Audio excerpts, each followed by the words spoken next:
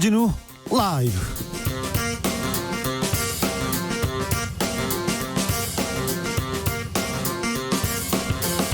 2020년 8월 28일 금요일입니다. 안녕하십니까, 주진우입니다. 사회적 거리두기, 정부는 일단 반 단계만 더 올리기로 했습니다. 강화된 2단계, 2.5단계인데요.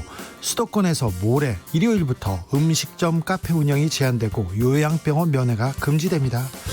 일요일 예배는 비대면만 허용됩니다. 마지막 카드를 쓰기 전에 우리 모두 서로가 서로의 건강과 안녕을 지켜줘야 합니다. 자세한 내용 정상근 기자와 알아보겠습니다. 역대 최장수 총리 기록을 세운 일본의 아베 신조 총리가 건강 문제로 사임 의향을 밝혔습니다. 후임자가 결정될 때까지는 총리로 재임하겠다는 뜻도 내비쳤는데요. 후임으로는 스가 요시히데 관방장관이 급부상하고 있습니다. 새로운 총리가 취임하면 한일 양국 관계도 좀 나아질까요? 어떤 변화가 생기게 될까요? 일본 현지의 이영채 교수 연결해 들어봅니다. 여야가 모두 혁신을 이야기합니다. 더불어민주당의 새로운 당대표를 뽑는 전당대회가 내일로 다가왔고요. 미래통합당은 당협위원장의 절반 이상을 물갈이하겠다고 밝혔습니다. 코로나 시대 새로운 민주당과 통합당의 미래, 정치연구소 영앤영에서 먼저 들여다봅니다. 나비처럼 날아 벌처럼 쏜다. 여기는 주진우 라이브입니다. 오늘도 자중자애, 겸손하고 진정성 있게 여러분과 함께하겠습니다. 이번 한 주도 마스크 쓰고 태풍도 뚫고 더위도 피해가면서 코로나 이겨내면서 잘 오셨습니다. 모두 훌륭하십니다. 잘하고 계십니다. 일요일부터 수도권에서는 강화된 사회적 거리두기 시행되는데요. 성냥 도미노 영상 기억하십니까? 성냥이 일렬로 쭉 서 있었는데 불이 붙고 있어요. 그런데 하나가 뒤로 한 발짝 거리두기 하니까 불이 꺼지는 영상, 사회적 거리두기 중요성 보여주는데요. 우리 이번 주말만 잘 버티면 불 끌 수 있을 것도 같습니다. 좀 잠잠해질 수도 있습니다. 정말 중요한 한 주말을 보내게 됩니다. 집콕 그리고 거리두기 계속해서 염두에 두셔야 됩니다. 주말에 집에서 보내는 법, 잘 보내는 법 아시면 좀 알려주세요. 주진우 라이브하고 함께 공유해 주시기 바랍니다. 샵 9730, 짧은 문자 50원, 긴 문자는 100원이고요. 콩으로 보내시면 무료입니다. 오늘은 금요일이고 중요한 금요일이어서 특별히 선물로 집콕하면서 가족들과 함께 하시라고 2만 원 상당의 치킨 교환권 준비했습니다. 그럼 주진우 라이브 시작하겠습니다.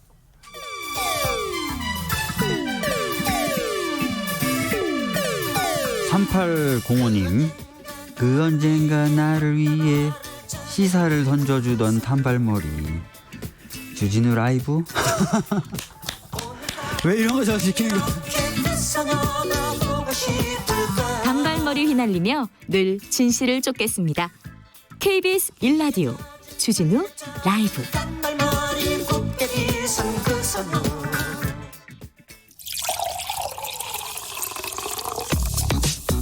진짜 중요한 뉴스만 쭉 뽑아냈습니다. 주 라이브가 뽑은 오늘의 뉴스 주스. 정상근 기자 어서 오세요. 안녕하십니까? 네, 코로나 현황 살펴보겠습니다. 네, 오늘 코로나19 신규 발생 확진자가 371명입니다. 400명 밑으로 떨어지긴 했는데 여전히 그래도, 확산세는 큽니다. 네, 그래도 네, 안심할 단계는 아니죠. 됩니다. 네, 지역사회 발생이 359명이고요. 이 중에 서울이 145명, 경기도가 112명, 인천이 27명입니다. 광주 17명, 전남 12명, 전북 2명 등 호남의 확산세도 심상치 않습니다. 그러네요. 호남 걱정이네요. 네, 이 부산 8명, 울산 1명, 경남 2명, 그리고 대구 8명, 경북 1명입니다. 전국이 다 걱정이에요. 네, 이 충청권도 이 대전이 3명, 충남 9명, 충북이 5명, 세종시가 2명, 역시 확산세가 만만치 않고요. 제주도에서도 2명이 나왔습니다. 네. 오늘 17개 시도에서 모두 확진자가 나왔습니다. 수도권이 중심 아닙니까? 네, 수도권이 중심입니다. 거기서 이렇게 퍼져나가서 전국이 지금 코로나 확진자가 나오고 있습니다. 정은경 본부장이 현재 추세로 보면 하루 확진자가 2,000명까지 갈 수 있다고 경고했습니다. 네, 이 정은경 본부장은 오늘 정례 브리핑에서 이 전문가들은 현재 유행 상황이 지속된다라고 할 때 다음 주에는 하루 800명에서 최대 2,000명까지 하루 확진자를 얘기를 하는 겁니다. 이렇게 확진자가 증가할 수 있다라고 밝혔습니다. 대규모 유행으로 이어질 수 있다라는 경고인데 따라서 현 상황을 바로 통제하지 않으면 의료 시스템이 붕괴를 할 수가 있고 사회 필수 기능이 마비되거나 막대한 경제적인 피해로 이어질 수 있는 상황이다라고 우려를 했습니다. 특히 이 수도권 상황이 가장 심각하다라면서 이 수도권 전체가 모두 위험 지역이다라고 말을 했고요. 특히 이 사랑제일교회 관련 N차 전파 그리고 8.15 서울 도심 집회와 관련된 전파 특히 이 중에서 진단을 거부하거나 하지 않은 사람들로 인해서 이 사람들이 교회 요양병원 등으로 전파가 이루어지는 과정을 가장 신경 쓰면서 관리하고 있다라고 밝혔습니다. 정은경 본부장이 특별히 두 가지 당부했어요. 네, 첫 번째는 앞으로 열흘 정도, 최소한 열흘 정도는 출퇴근, 병원 방문, 이 생필품 구매 등 이 필수적인 외출을 제외하고는 사람 간의 접촉을 줄여달라라는 겁니다. 사람 간의 접촉을 줄여달라. 그리고요. 네. 그리고 외부 활동을 할 경우에는 이 반드시 마스크를 쓰고 또 손을 씻고 그 2m 거리 두기를 하면서 이를 철저히 지켜달라라고 다 신신당부를 했습니다. 사람 간의 접촉 줄이고 마스크 쓰고 2m 거리 두기 해야 된다고 합니다. 네, 꼭 손도 자주 씻어야 됩니다. 네. 사랑제일교회가 문재인 대통령에게 법적 대응을 하겠다고 발표했어요. 네, 이른바 8.15 집회 참가자 국민 비상대책위원회라는 단체가 있는데 오늘 광화문 광장에서 기자회견을 열고 사랑제일교회는 이 문재인 대통령의 발언으로 이 죄인 아닌 죄인으로 낙인 찍혀서 코로나19 감염 고통에 또 정신적 고통까지 받고 있다라고 했습니다.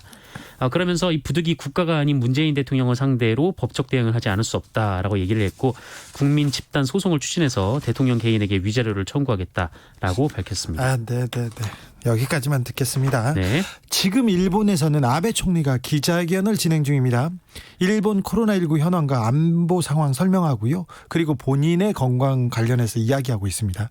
최근 궤양성 대장염 재발 진단을 받았고 지난달 중순부터 몸 상태가 이변이 발생했다. 체력이 상당히 저하했다면서 건강 문제가 정치에 영향을 끼쳐서는 안 된다면서 총리직을 사임하겠다고 밝혔습니다. 아베 총리가 총리직을 사임하겠다고 밝혔습니다. 네. 이 문제는 잠시 후에 이영채 교수님과 저희가 다뤄보겠습니다.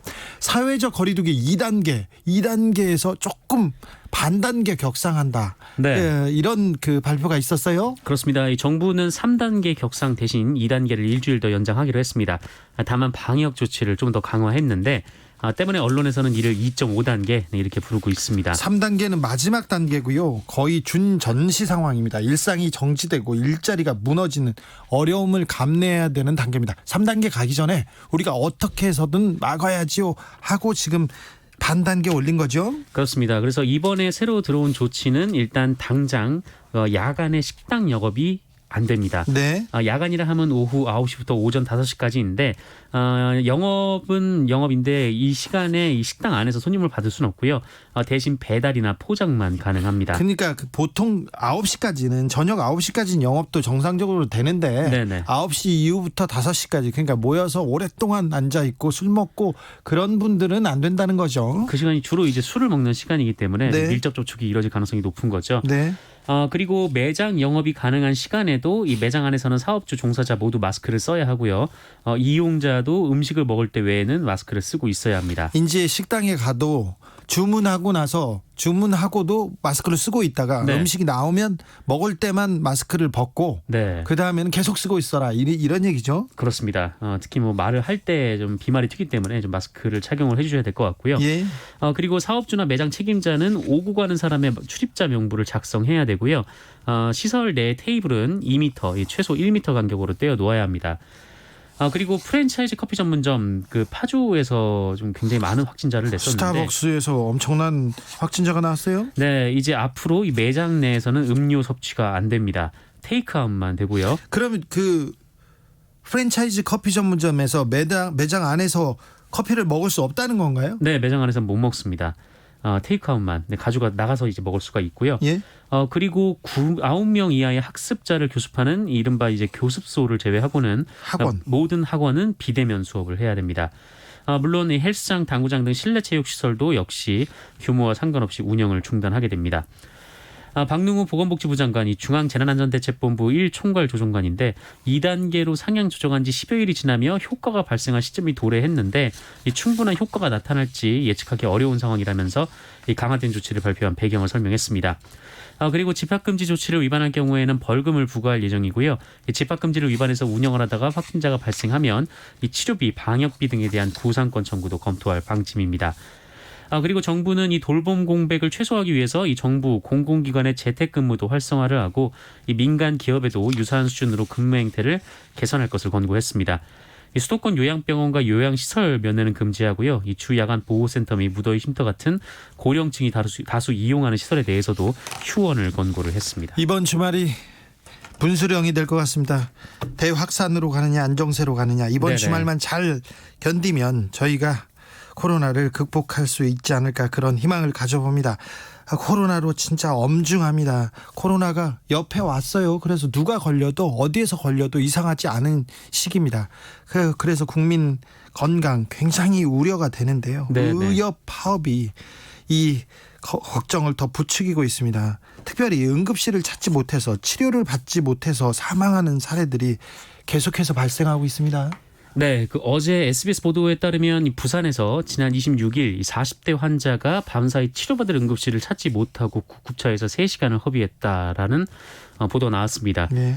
이 사람은 음주 단속에 적발이 됐다가 이 경찰관과 치안센터로 이동하던 중에 잠시 집에 볼 일이 있다라면서 갔고 집에서 약물을 마신 것으로 전해졌습니다. 네, 빨리 치료를 해야 되는데 위세척이 당장 급한 시점이었는데 이 119 대원이 병원을 찾았지만 이 번번이 해당 전문의가 없다라는 답변을 들은 것으로 알려졌습니다.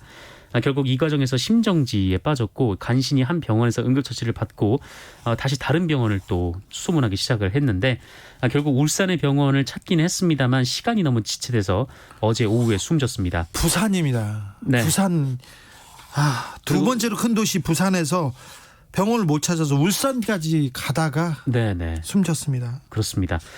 그리고 오늘 오전 5시쯤 의정부 장암동에 사는 30대 A씨가 심정지가 발생을 해서 구급대원들이 출동을 했는데 의정부 시내 4개 병원에서 이송 불가 통보를 받고 헤맨 것으로 알려졌습니다. 이 때문에 이 18km나 떨어진 양주 덕정동에 있는 병원으로 향했고요. 이송을 시작한 지 17분 후에 병원에 도착을 했지만 사망했습니다. 의사들이 생명을 다루는 일이지 않습니까? 누구보다도 네네. 윤리가 중요하고 무거운 일이죠. 네, 가치에 대해서 생각해야 되는데 좀 이런 점에 대해서 의사란 직업에 대해서 본분에 대해서 다시 한번 좀 생각하는 그런 계기가 됐으면 합니다. 파업하는 기간에도 좋고요. 네, 법무부가 검찰 중간 인사를 발표했네요. 네, 이 법무부는 어제 검찰 후속 인사를 단행했습니다. 이 법무부는 형사와 공판 분야 검사들을 전진 배치하는 인사다 이렇게 자평을 했는데 이 주요 내용을 보면 이 채널A 기자 강요미수 사건을 수사하던 정진웅 이 서울중앙지검 형사 1부장이 광주지검 차장으로 승진 발령이 됐습니다. 승진했습니다. 그리고 삼성 경영권 불법 승계 의혹 그리고 청와대 울산시장 선거 개입 의혹을 수사한 이 서울중앙지검의 부장검사들도 다른 지방청으로 자리를 옮겼는데요. 형사와 공판부를 지휘하는 중앙지검 1차장 그리고 2차장에는 김욱준 현 서울중앙지검 4차장 그리고 최성필 의정부지검 차장이 전부가 됐고 이 3차장은 구자현 법무부 대변인 그리고 검찰의 직접 수사 부서를 지휘하는 4차장에는 형진휘 서울고검검사가 발탁이 됐습니다. 이 법무부는 검찰의 중심을 형사 공판부로 옮기기 위해서 일선 형사 공판부에서 기본 업무를 충실히 수행한 우수 형사부장 그리고 인권감독관 등을 적극 발탁했다라고 설명을 했고요. 이 추미애 법무부 장관은 지금까지 한두 건의 폼나는 특수사건으로 소수에게만 승진과 발탁의 기회와 영광이 집중되었다라면서 앞으로 검찰 인사를 바꿔나갈 것이다라고 강조를 했습니다. 한편 이 중간 간부 인사 발표 이후에 검사들의 사의 표명이 이어지고 있다라는 언론 보도도 나왔는데요. 김우석 전주지검 정읍지청장 그리고 서울중앙지검, 서울서부지검 이재승 형사 3부장 그리고 울산지검의 인권감독관으로 인사가 난 신승희 인천지검 형사 2부장도 사의를 밝혔습니다. 네. 서울중앙지검에서 삼성 수사를 담당하던 부장검사가 좌천성 인사가 있었습니다. 그분은 중앙지검에서 계속해서 삼성 수사를 더 하겠다고 했고요. 그다음에 공소유지 재판에 들어가서 삼성의 호화 변호인단하고 맞서서 자기가 공소 재판을 진행해야 된다고 했는데 인사가 됐어요. 왜 됐는지는 이해는 하겠는데 인사가 있을 때마다 이상하게 네. 삼성한테 유리한 인사가 돼요. 지난 그런가요? 정권에도 그랬고 이 정권에도 그러니까 좀 알다가도 모르겠어요. 네. 제 생각이었습니다. 문재인 대통령이 신임 국방부 장관을 임명했습니다. 다른 장관은 그대로 두고요.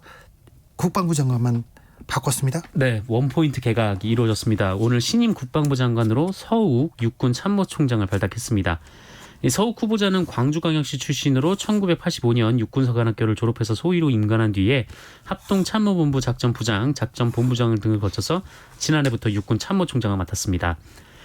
문재인 정부 들어서 국방부 장관 후보로 육군 출신 인사가 지명된 것은 이번이 처음인데 이 초대 장관을 맡았던 송영무 전 장관은 해군 참모총장 그리고 그렇죠. 두 번째이자 현직 장관인 정경두 장관은 공군 참모총장 출신입니다. 그동안 일부에서는 국방부 장관과 함께 이 복지부 장관 등 다른 장관급 인사 역시 곧 교체될 것이다라는 관측이 나왔지만 문재인 대통령은 코로나19 상황을 고려해서 원포인트 개각을 결정한 것으로 보입니다.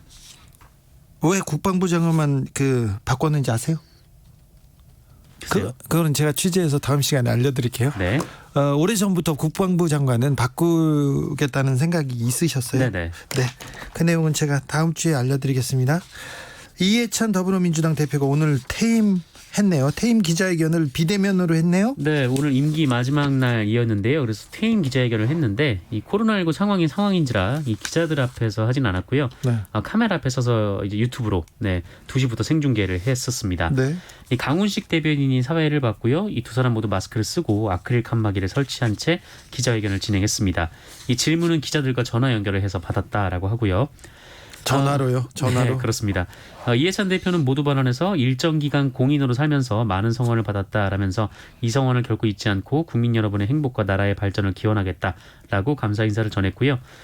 그리고 당대표로서 그리고 32년 동안 정치를 한 정치인으로서 남북관계를 개선하지 못한 것에 큰 아쉬움을 나타냈는데 공직 생활을 끝내고 이 정부가 아닌 민간에서 할 수 있는 교류를 생각하고 있다라고도 말을 했습니다. 본인의 임기 중 가장 큰 공으로는 시스템 공천을 꼽았고요. 또 본인이 모신 3명의 대통령에 대해서는 공통점은 굉장히 책임감이 강하고 성실하다는 점 이렇게 평가를 했습니다. 또 줄곧 설파해왔던 20년 집권론에 대해서는 이 노무현 정부가 재집권에 실패를 해서 그 이명박 박근혜 정부로 넘어가면서 그동안 추진해왔던 정책들이 왜곡되는 게 매우 안타까웠다라면서 그때 생각한 것이 하나의 정책이 뿌리내리기 위해서는 재집권이 중요하다고 생각했다라고 말을 했습니다. 이해찬 대표 코로나에서는 괜찮은 거죠? 네, 민주당 지도부 전원이 검사를 받았는데 모두 음성으로 나왔습니다. 네. 이해찬 민주당 대표는 시간이 되는 대로 그리고 코로나 상황이 정리되는 대로 저희가 모셔서 한번 얘기 들어보겠습니다. 정상근 기자 함께했습니다. 다음 주에는 더 자주 정상근 기자를 만날 수 있습니다. 네. 그 비밀은 또 다음 주 월요일 날 밝혀집니다. 감사합니다. 고맙습니다. 0019님이 경기도에서 15평짜리 음식점 운영하는 30대 초반 가장입니다. 코로나 때문에 어제부터 가게 문 닫고 집에 있는데 힘드네요. 힘든 분들 많습니다. 더 힘들어질 수 있습니다. 그래서 우리가 서로가 서로를 좀 들여다보고 도닥이고 같이 이렇게 견뎌내야 됩니다. 그리고 코로나도 서로가 서로를 좀 막아줘야 됩니다. 마스크도 써야 됩니다. 그렇습니다. 나를 위해서도 그렇지만 남을 위해서 우리가 먼저 좀 실천해야 됩니다. 5458님 의사선생님들 그동안 해주신 노고 감사드립니다. 하지만 지금 하시는 행동에 대해서는 유감입니다. 만약 지금 전국 산에 산불이 발생했는데 소방관님들이 소방관을 추가로 임용한다고 해서 현장을 떠나고 파업한다고 하면 국민들이 수고한다고 냉수 한 그릇 대접할까요? 아니면 찬물 한 바가지 퍼부을까요? 당당히 자신에게 부여된 책무를 감당하시고 그 다음에 권리를 주장하시기 바랍니다. 그러면 국민들이 응원의 박수 생수처럼 부어드릴 겁니다. 이런 의견 주셨어요. 교통정보센터 다녀와서 아베 일본 총리 사임 이후에 한일 관계는 어떻게 되는지 짚어보겠습니다. 공인혜 씨. 네, 이 시각 교통정보입니다. 오늘 대기 불안정으로 곳곳에 소나기 소식이 많았는데요. 지금도 날이 많이 흐립니다. 잘 살펴 지나셔야겠습니다. 서해안고속도로 서울 쪽 영광 1터널 부근 2차로와 서평택 진입로 2차로에 승용차 사고 구간 조심하셔야겠고요. 정체는 사고가 있는 서평택 분기점부터 화성 휴게소까지 12km 구간에 쭉 이어져 있습니다. 이후 매송에서 용담터널 금천 부근이 더디고요. 경인고속도로 서울 쪽은 부천 부근 1차로에 고장난 승용차가 서 있어서 서운 분기점부터 3km 구간 여파를 크게 받고 있고 신월 부근으로도 정체가 이어집니다. 또 서울 외곽고속도로 일산에서 판교 쪽 자유로 진입로 갓길에서도 소형 화물차 관련 사고 처리하고 있어서 김포 쪽으로 이동 더 어려워졌고요. 노지 분기점에서 송내 계속해서 구리 쪽으로는 송파부터 토평까지 15km 구간 가장 길게 막혀 있습니다. KBS 교통정보센터였습니다. 주진우 라이브.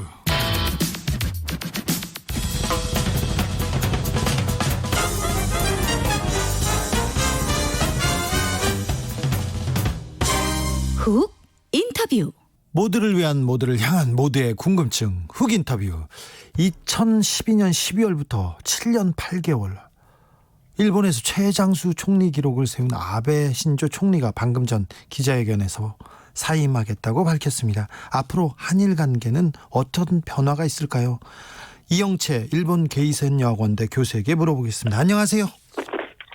네, 안녕하세요. 교수님, 5시에 아베 신조 총리가 기자회견을 열었습니다. 기자회견 주요 내용 어떻게 됩니까? 네, 저도 전체적으로 봤는데 일단 아베 수상이 맨 처음에는 코로나 문제 그리고 북한 미사일 문제를 이야기를 했었고요. 네. 그리고 세 번째로 자기 건강 문제를 이야기하면서 개양성 대장염이 재발했다라고 이야기를 했고 많은 결과를 남기고 싶었지만은 정치적 공백을 메우기 위해서 이 시점에서 사임을 결정했다라고 이야기를 했습니다. 네. 그리고 이 어느 시점에 이 사임을 결정했는가에 대해서는 이번 주 월요일 다시 정확한 검진 결과에서 재발을 확인했기 때문에 아마 그 시점에서 사임을 어느 정도 생각을 했다고 하는 내용이 나왔고요. 네. 그리고 지금까지 많은 결과를 내려고 했고 아직도 해결하지 못한 과제로서 북한 납치 문제 그리고 러시아와의 평화조약 그리고 헌법 개정을 하지 못했다라고 이야기를 했습니다. 하지만 후임에 대해서는 특별하게 이야기를 하지 않았는데 아마도 권한대행 체제에 대해서는 언급을 하지 않았기 때문에 빠른 시일 내에 자민당 총재 선거를 열어서 새로운 후임이 결정될 때까지 그대로 직을 유지하는 형태로 아마 진행될 것 같습니다. 네. 건강이 많이 안 좋습니까? 네, 실제 아베 수상이 건강에 대해서도 이야기를 했고 원래 6월 정기검진에서 원래 가지고 있었던 지병인 궤양성 대장염이 발견이 되었고 새로운 약으로 치료를 해왔는데 지난번 2007년에 한번 같은 병으로 퇴임을 한 적이 있지요. 네. 그렇지만 지금 현재 새로운 약으로 치료를 하고 있지만 이것만 가지고는 안 되는 재발 환경이 되었고 결국 계속 처방을 해야 되지만 그 결과에 대해서 별로 확신을 못하는 것 같습니다. 네. 그래서 공무를 집행하지 못한다는 판단을 한 것 같고 그래서 아마 질병은 좀 심각한 상황인 것 같습니다. 아베 총리 사임에 대해서 일본의 반응 어떻습니까? 여론이 어떻게 형성되고 있습니까? 네, 실제 아베 수상이 오늘 정오 중에 갑자기 사임을 하겠다는 속보가 나오기 시작을 했고요. 예. 어제까지 그리고 오늘 오전까지도 대부분 일본의 주류 미디어에서는 사임보다는 계속 속투를 하겠다라 또는 그리고 아베 수상의 측근들 속에서도 오히려 아베 수상 1년 남은 임기를 다 채울 거다라는 발언들이 나와 있어서 예. 어떻게 보면은 초기에 기자회견이 잡혔을 당시에는 사임의 가능성이 보였는데 한 2, 3일 내로 사임의 가능성이 약해진 것 같았는데 오늘 정오를 중심으로 갑자기 사임 발표가 속보로 나오면서 대부분 많은 놀라움을 표현하고 있고요. 저도 많은 정치 관계자나 방송 관계자들하고 이야기를 해봤었는데 특별하게 이 사임이 결정되었다는 것들은 오전까지도 없었던 것 같아요. 그래서 많은 놀라움 속에 지켜보고 있는 것 같습니다. 2007년에 아베 총리가 최연소로 총리가 됐을 때 1년 만에 그만뒀는데 궤양성 대장염 악화 때문이었지 않습니까? 그렇죠. 그때는 그 여론이 어땠습니까? 그때는 1년 만에 거의 정권이 무너졌기 때문에 아베 수상은 많이 준비가 되어 있지 않다라고 했고 또 실제 아베 수상이 당시에 정책의 실패도 있고 그런 것들을 건강으로 퇴진하면서 어떻게 보면 다시 건강이 회복되면 재등장할 수 있겠다라는 좀 이런 분위기도 있었죠.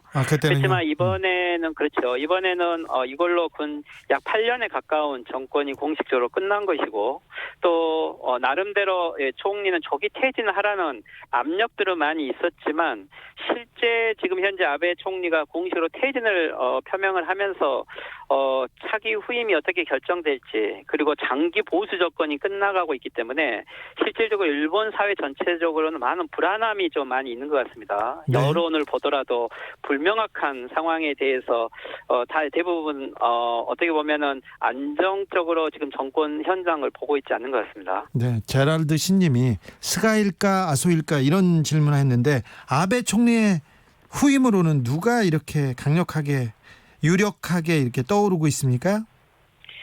일단은 만약에 아소 현재 경제부총리를 생각을 했다면 네.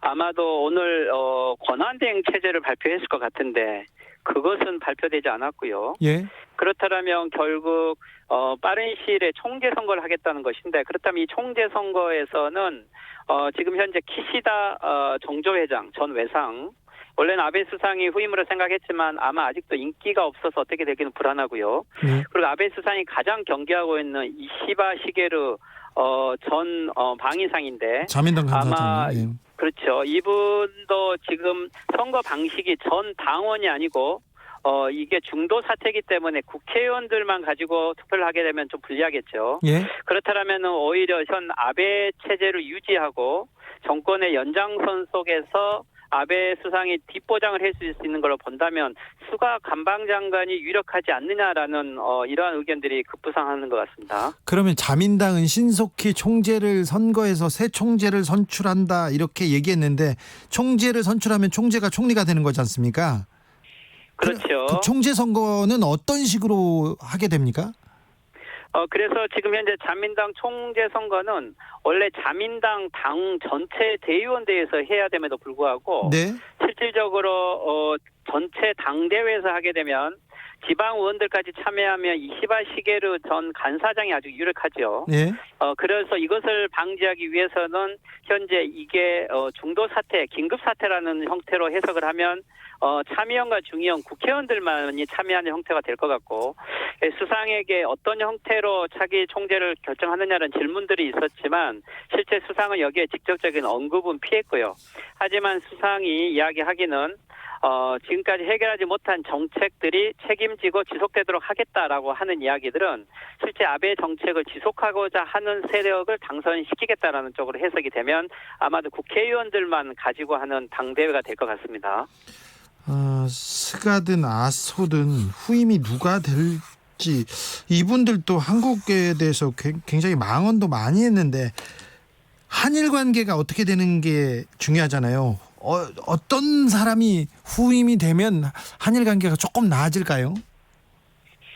일단 이시바 전 간사장이나 키시다 정조회장 같은 경우는 그런들은 나름대로 한일 관계 개선을 주장을 하고 있고요. 예. 특히 이시바 전 간사장은 한일 관계 개선과 북일 국교 정상화까지 정책으로 내놓고 있는 사람이고 예. 또 그리고 키시다 후미오 정조회장 같은 경우는 원래 한일 국교 정상회담을 실현시켰던 이케다 내각의 후계자이기 때문에 나름대로 한일 관계에서는 온건 정책을 쓸 수 있죠. 네. 그렇지만 지금 현재 수가 관방장관 체계가 된다고 한다면 이것은 아베 정책을 그대로 계승하는 것이 되기 때문에 현재 한일 관계 개선을 좀 기대하기는 어렵다고 보고요. 오히려 일본 정국이 혼미해지고 불안해지게 되면 오히려 한국에 대한 조금 강경 정책을 쓰면서 정권의 지지 기반을 유지할 확률도 있다고 봅니다. 그러니까 이시바 전 간사장, 키시바 전 정조회장이 되면 한일 관계가 약간 개선의 의지가 있고요. 스가나 아소타로가 다시 아베를 이어받으면 한일 관계 개선은 조금 요원해질 가능성이 있네요. 그렇지요. 아마도 이 누가 총재가 되든지 내년 9월 자민당 총재 1년의 임기를 남겨놓고 있고 내년 10월 같은 경우는 중요한 선거가 있기 때문에 아마 1년간 특별하게 한국과의 관계 개선을 기대하기는 어려울 것 같고요. 예. 현재는 정권을 유지하는 것이 목적이기 때문에 아마 새로운 1년 이후에 포스트 아베 신총재 이후에 후계자가 누가 되느냐에 대해서 한일 관계는 좀 달라질 것 같습니다. 그런데 그 총리는 언제쯤 결정됩니까?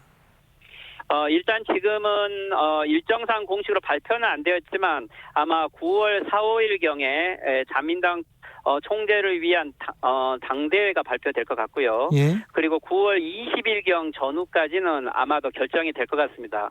지금 현재 오늘 아베 수상이 기자회견에서도 이야기를 했지만 현재 지금 일본이 임시국회도 없는 상황이고 지금 이 시기를 놓치면 안정적인 차기 후임 체제를 만들기 어렵다라는 판단에 지금 시기가 최적이다라고 판단을 했다는 것이기 때문에 최대한 빠른 시일 안에 차기 총재를 결정하고 그 총재가 결정될 때까지 아베 수상이 최대한 치료를 하면서 건강을 회복해서 유지해서 계승을 시키겠다라고 이야기를 하고 있습니다. 9월 20일까지는 아베 총리를 보고 있어야 되는데 일본 최장수 총리 아베를 좀 살펴볼까요?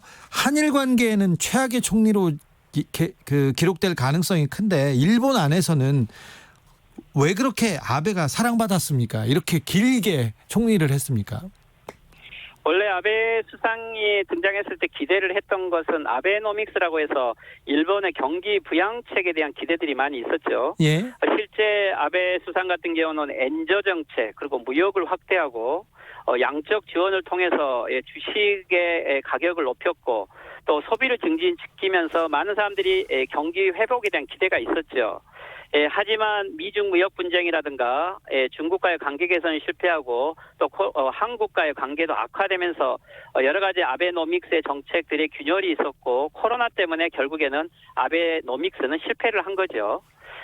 그렇지만 일본 내에서는 또한 아베 수상 같은 경우는 안보 정책에 있어서도 북한이나 중국에 대해서 강경 정책을 썼고 또한 일본 내에서 헌법 개정을 위한 보수를 대변했죠. 그리고 안보법제를 개정하면서 어떻게 보면은 정통 보수들이 염원했던 정책들을 실현해 가고 있었기 때문에 많은 지지 기반들이 있었지만 하지만 결과적으로는 올림픽을 하지 못했고 헌법 개정을 하지 못했고 북한 문제를 해결하지 못함으로써 결국 남긴 유산이 하나도 없지 않느냐라는 좀 냉혹한 비판들이 있는 것 같습니다. 네. 정치적 스캔들 많았는데 그래도 스캔들이 터져도 금방금방 헤쳐나갔어요. 실제 아베 수상의 모리토모 학원이라고 해서 특혜를 중에서 학원을 측근들이 설립한 데에서 부패 문제가 있었고 그리고 카지노 비리가 있었고 또 검찰총장을 측근으로 임명하는 체제를 만들다가 실패를 했죠. 예. 결국에는 그렇지만 국민들이 아베노믹스와 올림픽을 기대하면서 이런 부패 문제에 눈을 감아왔는데 하지만 코로나에 대한 너무나 무능한 모습 속에서 눈 감아줬던 이런 비리들까지 다 함께 폭로가 되는 그래서 결국 아베 정권은 더 이상 지속할 수가 없었던 거죠. 오늘 건강 문제로 결국 퇴임을 하면서 어떻게 보면 동정표를 유발한 건 사실이지만 실질적으로는 정치적 책임을 지고 결국에는 부패 문제에 대해서도 나름대로 법적 책임을 져야 됨에도 불구하고 어떻게 보면 건강 문제로 퇴진의 포석을 깔면서 면피용의 퇴임을 해가고 있는 것 같습니다. 일본 경제 상황도 좀 악화되고 코로나 상황이 계속 악화되면서 아베 총리의 인기는 거의 좀 바닥이죠? 그렇죠. 예, 최근에 발표를 보더라도 34% 전으로 더 이상 올라가지를 못하고 있고요. 그리고 원래는 일본은 안반 지지층이라고 해서 20대 젊은 층들이 아베 수상에게 경제 회복을 기대하면서 지지해 왔는데 안반지도 결국 20대 안반 그렇죠. 지지층이 우리들에게는 콘크리트 지지층이라고 하는데 일본에서는 일본은 안반이군요. 네. 안반이라고 부르죠. 네, 그렇지만 그것도 여기에도 단단하겠네요. 균열이 생겨서 특히 20대 젊은 층들이 코로나 정책에 대한 너무 반감이 많아서 결국 아베 정권을 지지할 수 있는 이런 확대가 더 이상 보이지 않는 것들이 아베 수상이 사임을 결정한 결정적인 계기가 된 것 같습니다. 최근에 지소미아 효력 사실상 유지됐는데요. 지소미아 유지에 대한 일본 내 반응이 있습니까? 예, 일본은 현재 한국이 WTO에서 다시 일본을 제소했고 네. 그래서 다시 지소미아 카드의 효력 정지를 하지 않을까 불안하게 하는 보도들도 있었지만 한국이 효력 정지 통보를 하지 않아서 안도를 한 반면에 언제든지 이건 불안한 체제이기 때문에 오히려 한국이 책임을 지고 안정화시켜야 된다라고 하는 논리를 이야기하면서 그렇지만 이 지소미아에 대해서는 아직도 경계하는 이러한 여력이 짙은 것 같습니다. 네. 9월 20일 전후에 후임 총리가 결정된다는데 그 전에 후임 윤곽이 어느 정도 나오면 교수님 또 모시겠습니다. 오늘 말씀 감사합니다. 네, 수고하십시오. 이영채 일본 게이센 여학원대 교수였습니다.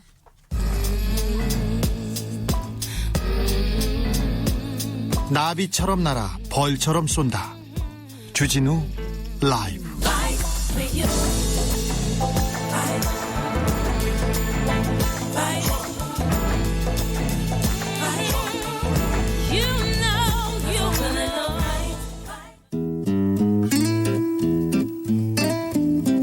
현실에 불이 꺼지고 영화의 막이 오릅니다. 영화보다 더 영화 같은 현실, 오늘의 시사는 어떤 장면일까요? 시작합니다. 라이너의 시사회.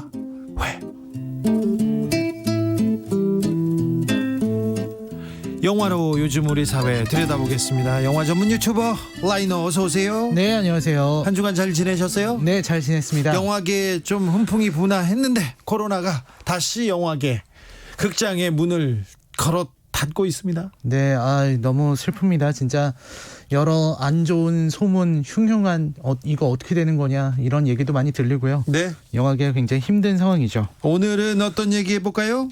네, 말씀하신 것처럼 이제 요즘 다시 창궐하고 있는 이 코로나로 인해서 세상이 갑갑해지고 있고요. 되도록 밖으로 나가지 말고 모임 같은 거 피하고 안전한 집에서 홀로 견뎌야 되는 그런 상황입니다. 그렇죠. 혼자 놀아야 됩니다. 네, 혼자 놀기에 대한 수요가 늘어나는데요. 사실 혼자 놀기를 하는 영화 주인공들은 되게 많이 있습니다. 어떤 영화요? 나는 전설이다 같은 영화에서는 네. 윌 스미스가 혼자 놀아요. 세상에서 혼자 남았거든요. 네. 그리고 이번 영화는요. 사실 굉장히 혼자 잘 놀아본 사람의 영화입니다.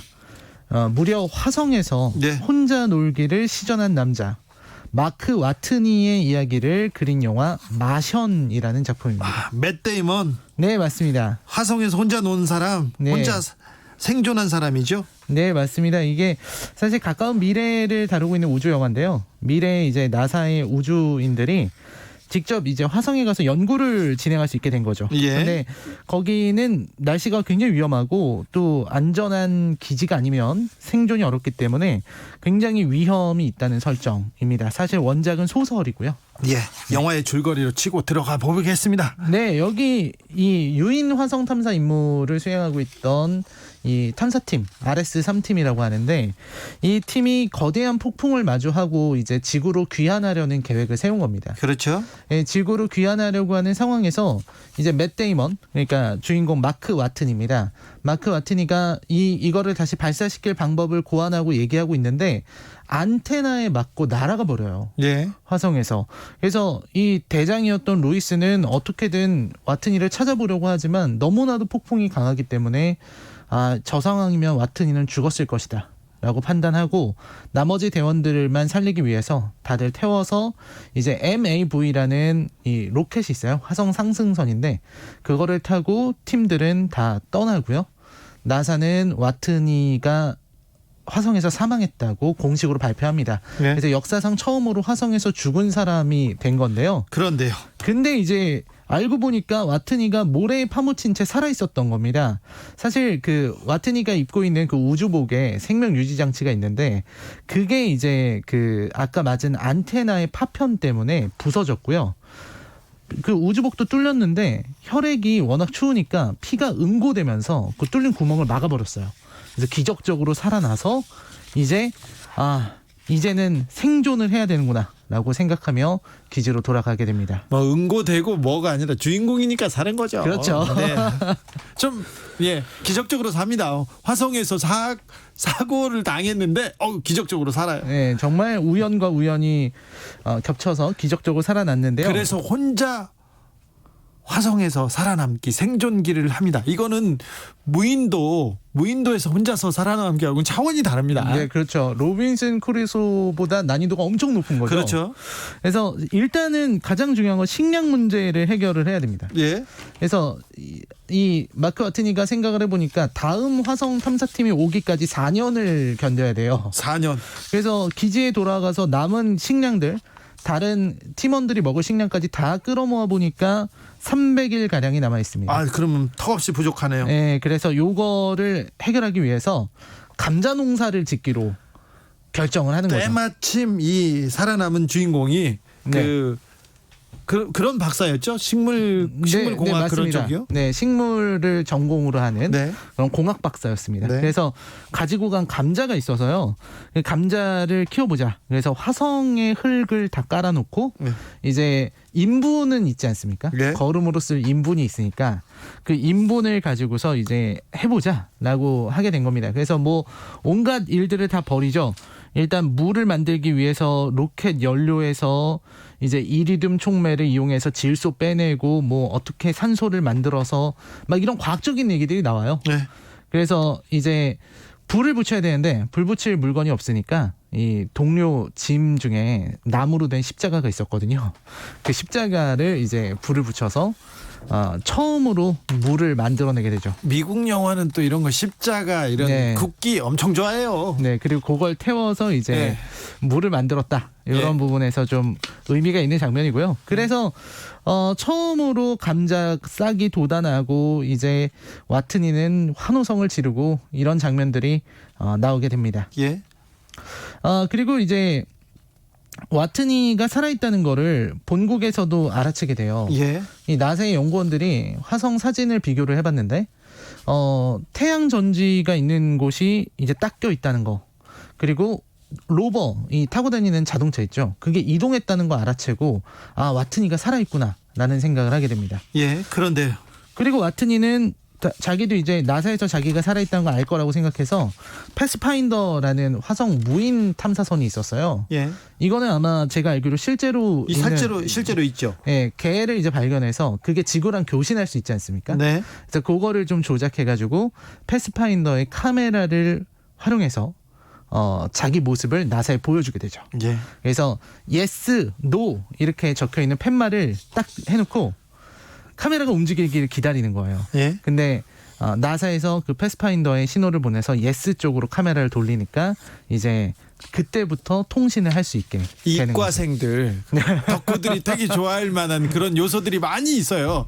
인문학도들은 있지 않습니까? 저 같은 문과생들은 야 머리 많이 쓰네 이런 생각을 하는데 이과생들은 거기에서 또 좋아할 요소들이 디테일이 많이 살아있어요. 네, 굉장한 디테일이 있고요. 이게 또 나사에서 공식적으로 협업을 한 그런 영화입니다. 오호. 그래서 나사가 가지고 있는 우주 지식들이 여기 다 검토가 됐기 때문에 그래서 좀 깊이가 더 있군요. 네, 되게 말이 된다고 하더라고요. 예. 그래서 나사 쪽엔 또 천재들이 있기 때문에 네. 이 그 패스파인더 코드를 활용해서 이제 나중에는 문자 통신도 가능하게 됩니다. 네. 이런 협업 중요합니다. 저도 류승환 감독 영화 만들 때 있지 않습니까? 네. 조폭, 검사, 양아치들 네. 있지 않습니까? 그거 저 조언 깊게 합니다. 그래가지고 조금 네. 달라요. 그런 조언들이 있었기 때문에 이렇게 가능해졌는데요. 사실 아까 말씀드린 대로 와트니는 이제 혼자 놀기가 가능해졌습니다. 예. 식량 문제도 해결하고 이제 통신도 되기 때문에 그럼 어떻게 놉니까? 화성에서 이제 혼자 놀아야 되는데 이게 이제 일단 혼잣말을 많이 해요. 이 사람은. 혼자. 네, 혼자 있으니까 네. 우리도 외국에 나가면 말 안 통하면 혼잣말 많이 하잖아요. 그런가요? 아, 그렇지 않습니까? 네, 별로 그렇지는 않습니다. 네. 아무튼 혼잣말을 되게 많이 하고 예. 굉장히 인간적인 모습들을 많이 보여줍니다. 예. 어떻게 노냐면요. 일단은 TV 드라마 보기. TV 드라마 뭘 보고. 예, 옛날 TV 드라마를 이제 대원들이 자기 취향껏 네. 화성에 가서 심심하면 봐야지 하고 챙겨온 것들이 있어요. 네. 그런 거 보면서 놀고 그다음에 음악을 듣는 게 가장 큰데 문제는 자기가 좋아하는 음악이 아니라 음악을 가져온 사람이 루이스 대장이라는 사람이거든요. 네. 그 사람이 옛날 디스코 음악만 듣는 거예요. 예. 그러니까 자기 취향과 상관없이 디스코 음악을 듣다 보니까 얘가 아주 미치려고 그럽니다. 매일매일 싫어하는 음악을 들어야 되니까 예. 정말 루이스 대장에 대한 원한이 생길 정도로 이렇게 고통을 받게 되죠. 고통스럽겠네요. 네, 엄청 고통스러워서 사실 나사에서 그게 너무 불쌍해가지고 네. 추가 식량 보내면서 100g 정도는 개인 사물을 허용해주겠다. 예. 그래서 와트니 어머니가 쓴 손편지하고 이제 USB에 음악을 담아서 주자. 네. 이렇게까지 나왔는데 중간에 이 문제가 생겨서 로켓이 공중에서 폭파하게 되죠. 아, 나사에서 보급품을 보내는데 폭발하죠. 네. 네, 그게 제대로 안 돼가지고 이렇게 됩니다. 아무튼 루이스는 와트니는 혼자서 계속 놀고요. 이 영화의 결말이 좀 따뜻하죠? 네, 결말이 너무 좋습니다. 근데 결말로 갈 때 이렇게 탈출할 때 굉장히 좀 놀라웠어요. 어떤 부분이 돌아오셨나요? 아니 사건 사고가 그렇게 많고 폭발 사고가 났는데 특별히 토토님도 지적했는데 우주선에 뚜껑이 날아갔는데 거적을 덮고 네. 화성을 탈출해요. 이게 말이 돼요? 아니 우주에서 네. 그 초합금 뭐 알루미늄, 둘알루민 그런 것도 견디지 못하는데 네네네. 그냥 거적으로 이렇게 탈출하잖아요. 네, 저도 그 장면을 보면서 와 저게 말이 되나? 네, 이게 무게를 줄이겠다고 그렇게 한 거잖아요. 그렇잖아요. 무게를 줄이겠다고 그거를 다 떼내는데, 근데 제가 듣기로는 그게 말은 된다고 합니다. 나사에서 지금 협업을 네. 했다면서요. 나사에서 고증을 해준 거기 때문에 네, 그런 식으로도 가능은 한 모양입니다. 네, 그래서 중간에 보면은 이제 사실 이 영화를 보신 분들은 알겠지만 중간에 이 친구가 아이언맨 흉내도 내요. 네. 우주 공간에서 날아가야 되니까 이런 분사기를 이용해서 아이언맨처럼 돌기도 하는데 그런 것들도 가능해지게 되고요. 예. 어쨌든 핵심은 뭐냐면 이 4년을 버티지 못하게 됩니다. 감자 농사가 망하거든요. 예. 기지의 수명이 줄어들면서 이젠 탈출해야 됩니다. 네, 탈출해야 돼서 탈출을 하러 가는데 그 탈출을 위해서 아까 떠났던 RS-3호 대원들이 지구로 귀환하는 걸 포기하고 화성으로 돌아옵니다. 예. 그래서 화성으로 돌아와서 화성 궤도에 들어가는 그 순간에 와트니가 로켓을 쏴서 중간에 조우하는 네, 도킹하는 이런 식의 그 작전을 짜서 결국 마지막에는 와트니가 구출되게 된다. 네. 이런 이야기를 담고 있죠. 훈훈한 마무리. 전 그게 좋더라고요. 네, 행복한 마무리고요. 예. 사실 이 영화 누구나 재미있게 볼 수 있는 그런 영화예요. 특히 예. 이제 우주에 관심 많으신 분들, 그렇죠. 아까 말씀하셨던 이과 감성 네. 있으신 분들 정말 재밌게 볼 수 있는 작품인 것 같고요. 예. 특히 또 와트니가 혼자 노는 장면들이 또 불평하는 장면들 이런 것들이 재밌게 그려져 있습니다. 화성에 가지 않더라도 미국에서는 재난 이런 바이러스 시대를 대비해서 이런 사막에서 혼자서 살아남는 법 이런 다큐멘터리 이렇게 살기 이런 게 굉장히 유행이었어요. 인기 네. 있었는데 지금도 그렇답니다. 어디 벙커가 얼마에 팔렸네 이런 기사도 나오는데 네네. 코로나 시대에도 한번 혼자서 지내는 법 이거 생각하는데도 좋은 영화 같습니다. 네, 말씀하신 것처럼 미국 생존주의자들 네. 이런 사람들도 많이 좋아하는 그런 영화일 거라고 생각이 듭니다. 네.